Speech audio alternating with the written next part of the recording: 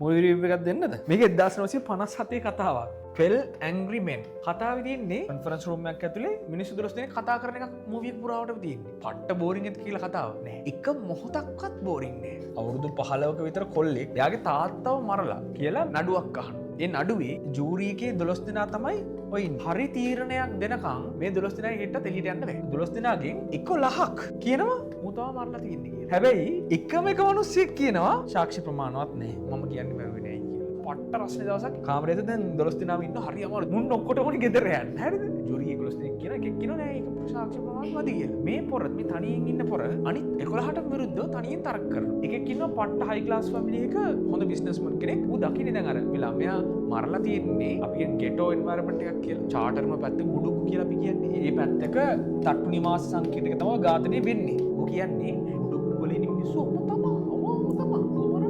තව හේතුවක් කියනවා දැන් උගේ පිහියක් හම්බ වෙනවා. ඒක නිකන් හරි ලස්සන පිහියක්. ඒක තමයි මරලා තිබ්බේ. ඔය මරණය වෙන්න කලින් දවසේ මේ જાතිය පිහියක් සල්ලිලා අරන් තිනවා මේ කොල්ලා. නඩුවේදී කියනවා මේක විශේෂ පිහියක්. මේ වගේ පිහි කොහෙවත් නැහැ. මේ පිහිය අරන් තියෙන්නේ පහ පැත්තේ කඩේකින්. ඒ කඩේ කෙනා කියනවා මේ ළමයා තමයි මේ පිහිය ගත්තේ කියලා. එතකොට අර මිනිස්සයා කියනවා මේ මුඩුක්කු මිනිස්සු උන් එහෙම මරා ගන්නවා තමයි ඔය පිහි තියාගෙන ඕම තමයි වැඩක් නැහැ වගේ ලයින් එකක් දෙනවා. මාර වැඩේ කියන්නේ අර විරුද්ධ වෙච්ච එකයි ඉන්නවනේ. ඌ සාක්කුවෙන් ගන්නවා පිහියක්. දිගෑරලා ගහනවා එක මේසෙට. ඒ જાතියම ඩෙන්ටිකල් නයිෆ් එකක්.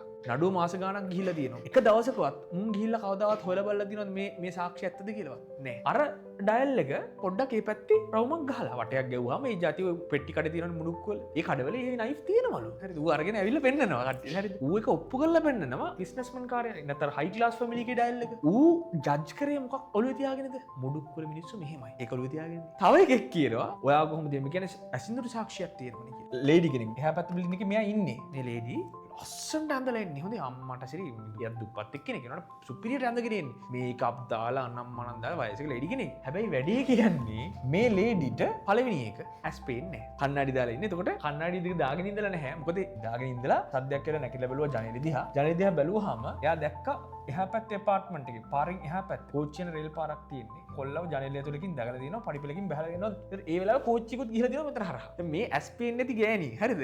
නිදාගෙන ඉන්න ගමන් හරි නැකිටලා කන්නඩි දිගවත් දාන්න නැතුව කෝච්චියකුත් මේක හරහා යනකොට ඒ කෝච්චිය අස්සෙනොත් එහා පැත්තේ ජනේලෙන් පඩිපෙලක් බහගෙන ආපුකින් තමයි ඒක කියන්නේ. ඒක දැක්කයි කියලා මම ඇස් දෙකම දැක්ක කියලා කියනවා. ඇයි ඒක එතනට එහෙම එන්නේ? කිසිම රෙකොග්නිෂන් එකක් නැති මෙලෝ සල්ලියක් නැති ගෙදරටම වෙලා ඉන්නේ කැට් ලේඩි කෙනෙක් කියලා. ඉතින් එයාට අර බැබලෙන්න chance එකක් නේ. ඉතින් ඒකට ඕනේ කැපී පේන්න. ඒක නිසා තමයි ආ ඒක සාක්ෂි දෙන්න ඉන්නේ. ඒ සාක්ෂිය එතනින්ම ඉන්වැලිඩ්. ඊට පස්සේ ඔහොම තව ගොඩාක් ඒවා දිහා බලන්න මාර ඉන්ට්‍රෙස්ටිං. හරිද? ඔයා හරි ලෝකෙ දිහා බලන එක ෆිල්ටර් එකකින්. ඔයාගේ ෆිල්ටර් එකකින් ඔයා බලන්නේ. අපිට පුළුවන් නම් ලෝකෙ දිහා බලන්න අපේ ෆිල්ටර්ස් අයින් කරලා. අන්න ඒතර තමයි අපිට ඇත්ත පේන්නේ. හරිද? 12න් 11ක්ම දැන් කියනවා සාක්ෂි මදි. සාක්ෂි මදි නම් නිවැරදි කරුවා. හරිද? එකෙක් ඉන්නවා ඌ කෑග ගහ. හරිද? කෑග ගහ තර්ක කරනවා නෑ මූ තමා කරලා තියෙන මූ තමා කරලා තියෙන ඕම කියලා. ඌ කෑ ගහලා පර්ස් එක ඊට ඇදලා අරගෙන පර්ස් එකේ තියෙනවා ළමයෙක්ගේ ෆොටෝ එකක්. මේක මේසෙට දාලා කියනවා උගේ පුතා අවුරුදු 16 ඌත් එක්ක රණ්ඩු වෙලා ඌට ගහලා ගෙදරින් පැනලා ගිහිල්ලා. ඌට ඒ තරහ තියෙන්නේ. ඌට තේරෙනවා ළමයා වැරදි නැහැයි කියලා. ඊට ඌට ඇඬෙනවා එහෙම වුණාම. අඬ කියනවා not guilty කියලා. 12 දෙනාම තීරණය කරනවා not guilty කියලා. පට්ට කතාවක් ඇඬෙන කතාවක් බලන්න එක. හරිද?